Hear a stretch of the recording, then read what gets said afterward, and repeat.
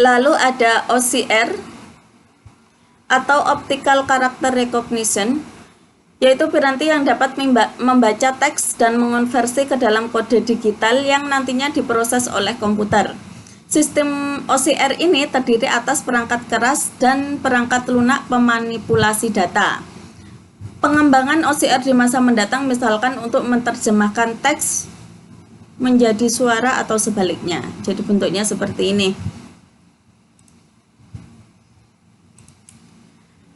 Lalu kita ke pengambil gambar tidak terformat.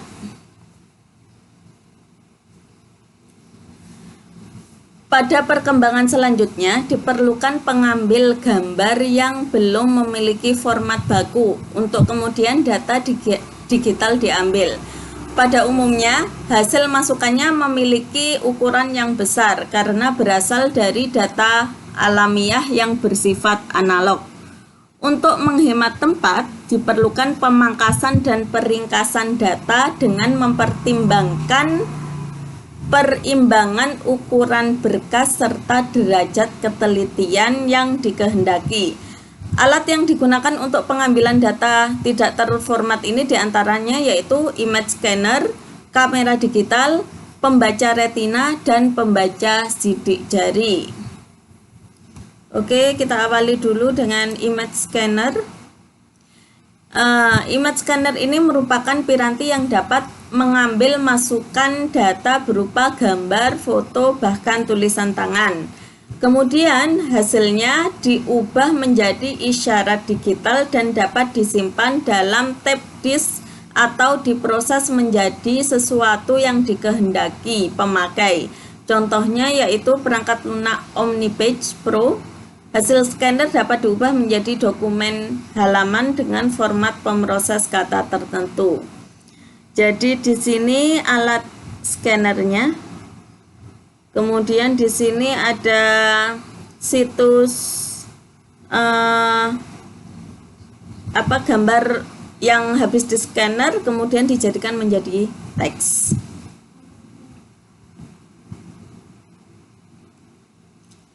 Lalu ada kamera digital.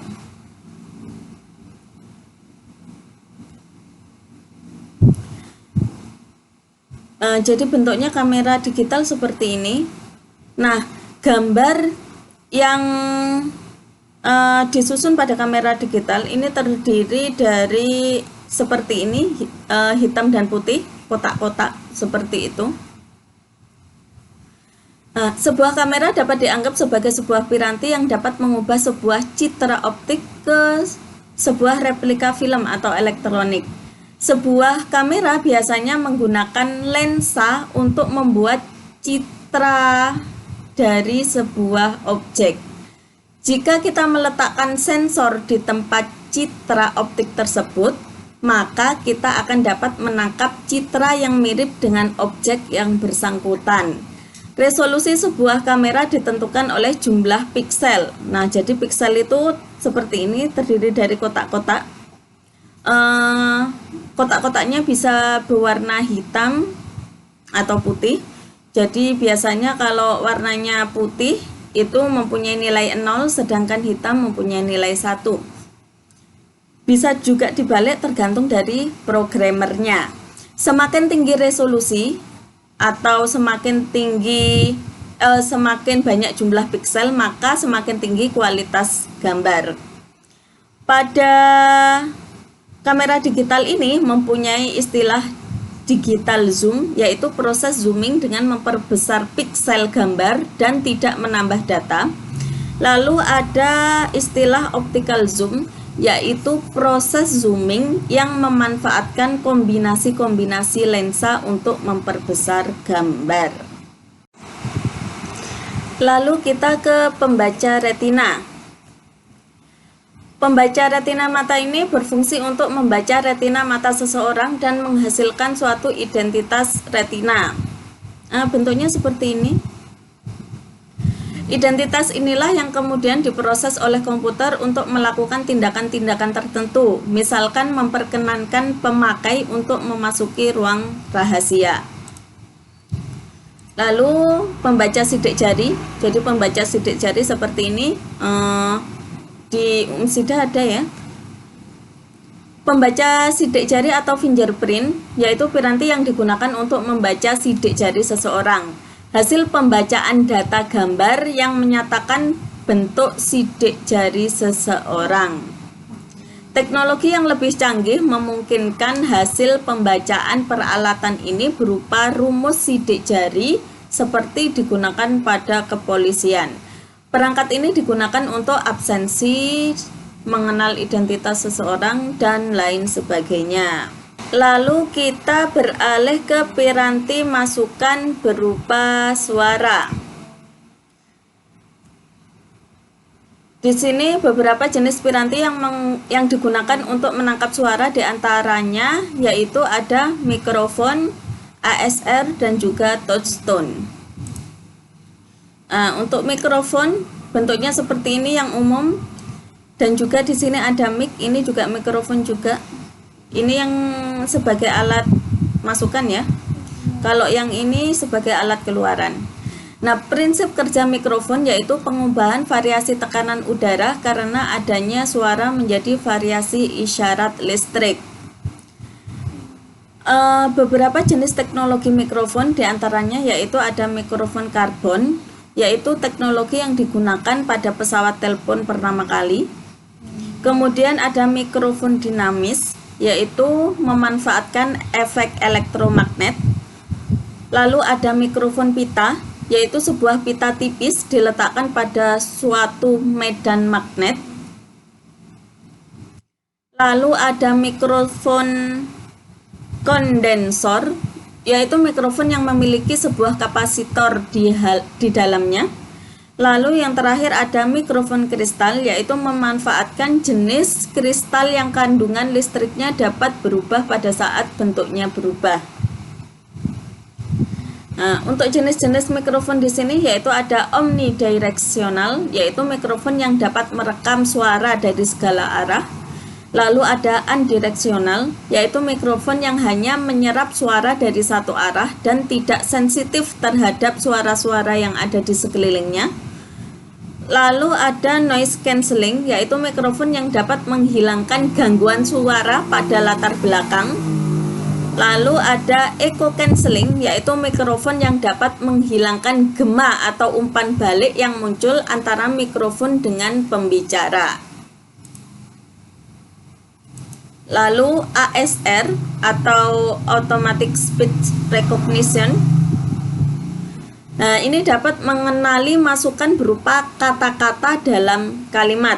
Sistem ini memiliki fitur penganalisis, yaitu yang dapat memisahkan suara orang dengan suara-suara pengganggu pada latar belakang dan mengubah sinyal digital menjadi fonem. Kemudian yang kedua mempunyai pengklasifikasian pola, yang ketiga mempunyai pemrosesan bahasa. Jadi di sini seseorang bernama John Doe, dia berbicara pada suatu mic, tapi di dalamnya mic ini dilengkapi dengan alat ASR. Kemudian oleh mic ini dimasukkan ke sistem komputer sehingga komputer bisa menulis kata-kata yang diucapkan oleh John Doe. Lalu jenis dari ASR di sini yang pertama ada discrete ASR, yaitu untuk mengolah atau mengenali kata per kata. Jadi pembicara harus memberi jeda antara kata.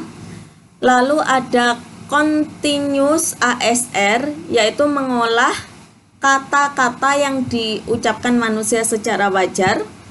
Yang ketiga ada speaker independent ASR, yaitu dapat digunakan oleh siapa saja, dapat mengolah kata dengan sangat terbatas. Yang keempat yaitu speaker dependent ASR, hanya dapat digunakan oleh orang-orang tertentu, dapat mengolah kata dengan sangat terbatas, tetapi pembendaharaan kata dapat ditambah sewaktu-waktu. Yang ketiga ada touchstone. Touchstone atau DTMF atau dual tone multifrequent, yaitu piranti yang dapat menerima masukan yang berasal dari telepon untuk memasukkan informasi atau perintah.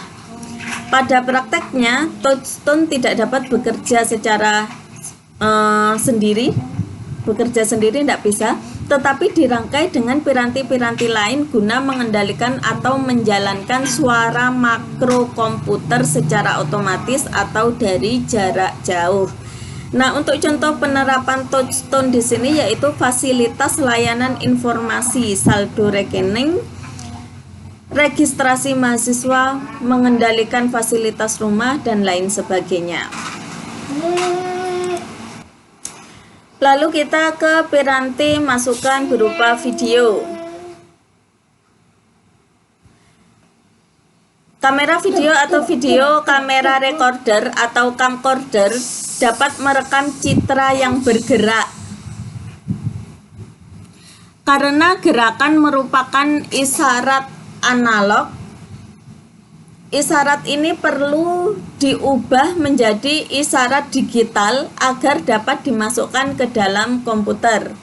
Pengubahan ini dilakukan oleh video capture yang dipasang pada komputer. Kamera video dapat merekam sampai 30 frame per detik sehingga dapat memberi efek kontinu pada citra. Salah satu bentuknya seperti ini. Lalu piranti masukan gerakan. Untuk memantau gerakan manusia yang dimanfaatkan oleh virtual reality, dipergunakan piranti-piranti yang pertama yaitu glove, headset, dan walker.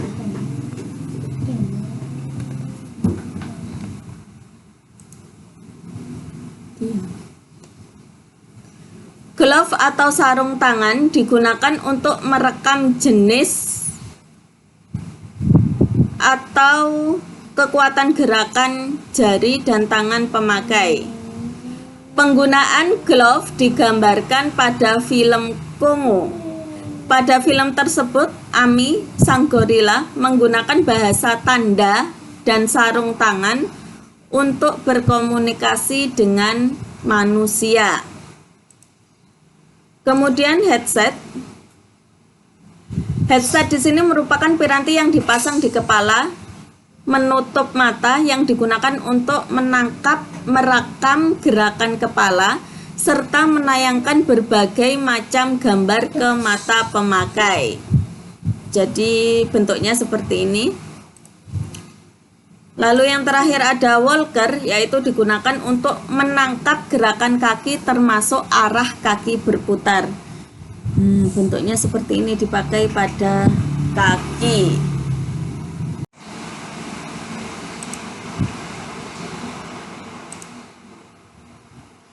Lalu kita beralih ke piranti masukan sensor.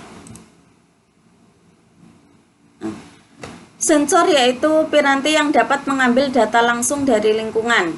Data ini berupa data khusus yang langsung dimasukkan ke dalam komputer.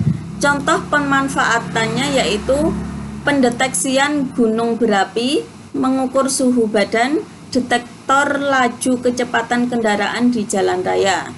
Jadi contoh bentuk sensor seperti ini. Lalu ada piranti masukan RFID.